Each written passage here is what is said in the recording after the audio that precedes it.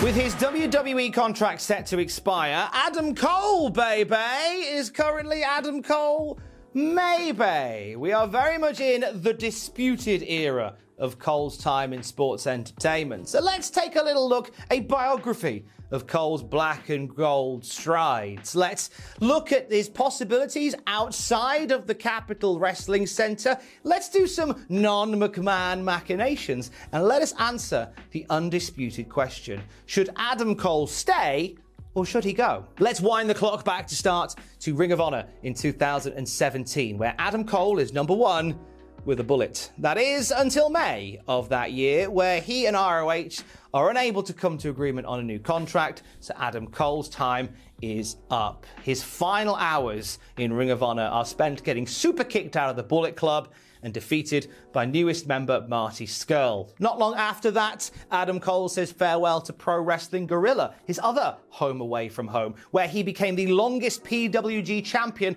of all time. It would take Bandido and a worldwide pandemic for that record to be broken. But as Adam Cole is unlacing his boots after his final match in PWG against Sami Callihan, people are speculating where he will be lacing them up next. And all eyes point on a trip to Florida, where WWE has accidentally built themselves a super indie in the form of Triple H's NXT. They are currently going through a process of hoovering up talent on WWE, and NXT are offering golden tickets to all of those stars on the independent scene that maybe may not be the sort of guys that Vince would want on Raw and SmackDown. I mean, in just a few months around Adam Cole becoming a free agent, we see Roderick Strong, Kyle O'Reilly, and Bobby Fish all signing with WWE's developmental brand. And this is exciting enough for wrestling fans of a certain vintage who are like, get in! Red Dragon entering the NXT tag division. I'm down for that. They became a united front on NXT, did Bobby Fish and Kyle O'Reilly, making their presence felt at TakeOver Brooklyn 3, having done a couple of shows before then, but this is kind of the main meat of where they arrive. And it's in the closing moments of Brooklyn 3 where Drew McIntyre is raising his newly won NXT title. Fish and O'Reilly rock up again, and we're going, oh, brilliant, they're in the main event. That's pretty cool. And then the crowd go apoplectic as Adam Cole makes his NXT debut. We heard the rumors, and Adam Cole is in NXT, cries Mauro Ranallo. Shortly after that, with the inclusion of Roderick Strong, we see the birth of the Undisputed Era, NXT's most successful faction ever. Between them, the Undisputed Era would win all the belts, the NXT tag titles, the North American title, and Adam Cole would finally get his hands on the NXT championship in 2019, defeating Johnny Gargano. We would see Adam Cole put on some classics with that title on the line as well. Lots of people drawing comparisons to his ROH reign and his PWG reign. It's a reign that would come to an end, however, at the hands of Keith Lee in 2020. And as awful a year as 2020 was, it's nice to see Keith Lee win the big one, even though it was at the expense of Adam Cole. What we see happen from here is we see Adam Cole and the Undisputed Era kind of do a phantom babyface turn. We see Cole get into a war with Pat McAfee stemming from a work shoot interview on Pat McAfee's show. McAfee puts in a game performance against Adam Cole, who is one of the hardest workers in wrestling as well.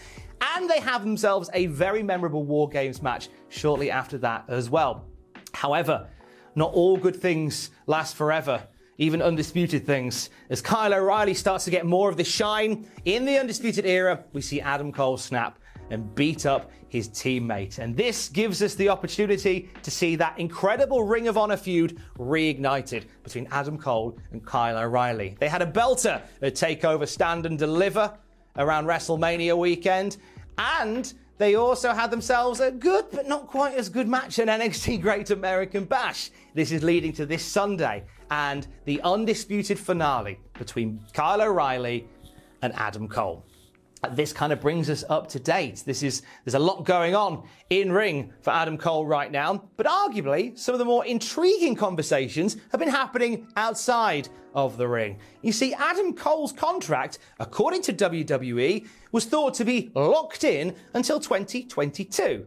However, an administrative error meant that that was not the case, and Adam Cole's contract with WWE expired in July, around the Great American Bash. So Adam Cole didn't have a proper contract with the WWE at the height of his feud with Kyle O'Reilly. This led to a prominent member of WWE management being ejected from the company, and this led to Adam Cole making an agreement to sign an extension deal with WWE that sees him up until the end of SummerSlam weekend.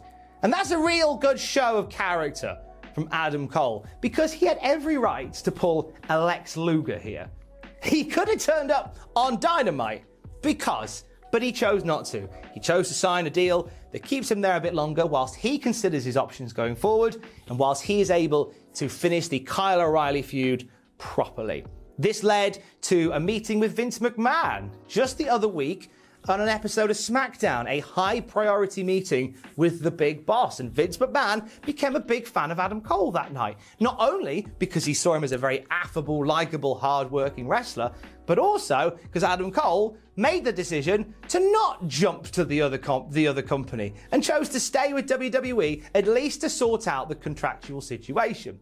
This also led to Vince McMahon asking writers to come up with storylines for Raw and SmackDown ahead of maybe an Adam Cole NXT call-up. So a lot of things being thrown at Adam Cole. But this is all happening at a time of great unease in WWE, as it seems like every week we're seeing droves of wrestlers let go from the company. There's a heartbreaking video from Adam Cole's Twitch where midstream he finds out that his mate Tyler Breeze has been let go from the company. It just really sucks. And also bear in mind that whilst Adam Cole is having this meeting with Vince McMahon to talk about his future options, Bobby Fish, formerly of the Undisputed Era, one of Adam Cole's running buddies, is told that his time is up and he's being let go from WWE. Good luck in your future endeavors. So with all of this happening, with like your colleagues and your friends being let go unceremoniously, at the same time you're being offered the moon on a stick, that's got to be mentally like being hit by a bus, sort of having to process all of that. Now, Adam Cole, at time of writing, hasn't signed on the dotted line with WWE. And that's not to say that he won't, but there is a very compelling argument for Adam Cole to take a little walk up the road to Jacksonville, Florida. AEW, as we know, have deep pockets, and Adam Cole has a lot of friends there. Former Bullet Club members Kenny Omega and the Young Bucks are ready to welcome him with open arms. In fact, lest we forget that the one that could jewel a crown is the crown jewel in AEW and the better half of Adam Cole. I am, of course, talking about Dr. Britt Baker. What an opportunity would it be for Adam Cole to work with his best friends and the love of his life? Dr. Britt Baker has even spoke about Adam Cole's situation in interviews and said, look, he'll do whatever makes him happy. I'm easy. But you have to believe there is an innate desire for Britt Baker and Adam Cole to want to be in the same universe together. That'd be pretty cool. So what are Adam Cole's options then? So he's being offered stuff on Raw and SmackDown. Writers are feverishly coming up with ways to get him on the roster. So he could go to Raw, where he could work his way through guys like Drew McIntyre, The New Day, Bobby Lashley. He could go to SmackDown, where he could work with guys like Seth Rollins once again. He could work with Cesaro, Shinsuke Nakamura, Edge, Roman Reigns. Certainly the wrestling dream out of those two propositions feels more like SmackDown than Monday Night Raw. You feel like Adam Cole would be a better fit there. But how long does that last? How long does that last before Vince McMahon gets bored? And here's the thing, right? I don't think for a single solitary second Vince McMahon is desperate to keep Adam Cole because he loves Adam Cole as a wrestler. I know I certainly do. I'm pretty sure you certainly do.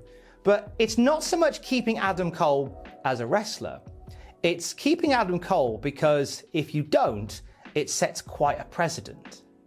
you see, other people have left WWE at this point, and they have ended up in AEW. Some have been released and found their way there. Some, like Andrade El Idolo, have asked for their release from the company and ended up there anyway. Adam Cole, I think, might be, potentially, the first wrestler to be offered all the money and a call-up onto Raw and SmackDown and still choose AEW. And that's an embarrassment for Vince McMahon and his company, that a wrestler who's been there for the longest of times chose to turn down the money and chose to turn down network television stardom in favor of the other guys. That sets a dangerous precedent for Vince McMahon. And I think that's the main reason that Vince McMahon wants to keep Adam Cole there. So if Adam Cole stays there, he can make a lot of money. But how long before he gets slowly, quietly pushed away from the roster? How long before Vince McMahon remembers, oh yeah, he's not over 6 foot, he's not under 30, he doesn't stand out in an airport, he's not a big sweaty man. That doesn't last long. The bloom is going to fall off that rose very, very quickly once he's locked into a WWE contract. So to answer the question, should he stay or should he go? There is a very compelling argument that he should stay. Despite all of that, he's about to make a lot of money if he stays in WWE. This won't be a small contract that Adam Cole signs to stay. This will make him a millionaire. And also, Adam Cole has been a WWE fan for his entire life. Shawn Michaels was one of his favourite wrestlers of all time. Triple H is one of his favourite guys as well. Triple H is incredibly high on Adam Cole, as is Shawn Michaels. So to get to continue to work with those guys, that's a compelling argument, and make a lot of money as well.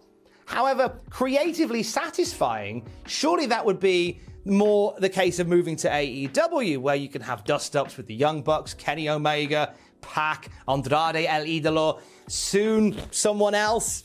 There's certainly a lot of prospect going to that side, more so than staying. And whilst a lot of the times whenever anyone leaves WWE, the conversation is like, oh, AEW confirmed, da-da-da-da-da-da. But I don't think there's anybody that sort of fits AEW's mentality more than someone like Adam Cole. I feel like he has far more options in AEW than he does in WWE. So Adam, for all it's worth, there's a weirdy beardy on the internet who's watched your career for a long, long time and thinks, you know what? I think AEW is going to be your best shot. Whether you should stay or should you go, I think you should go.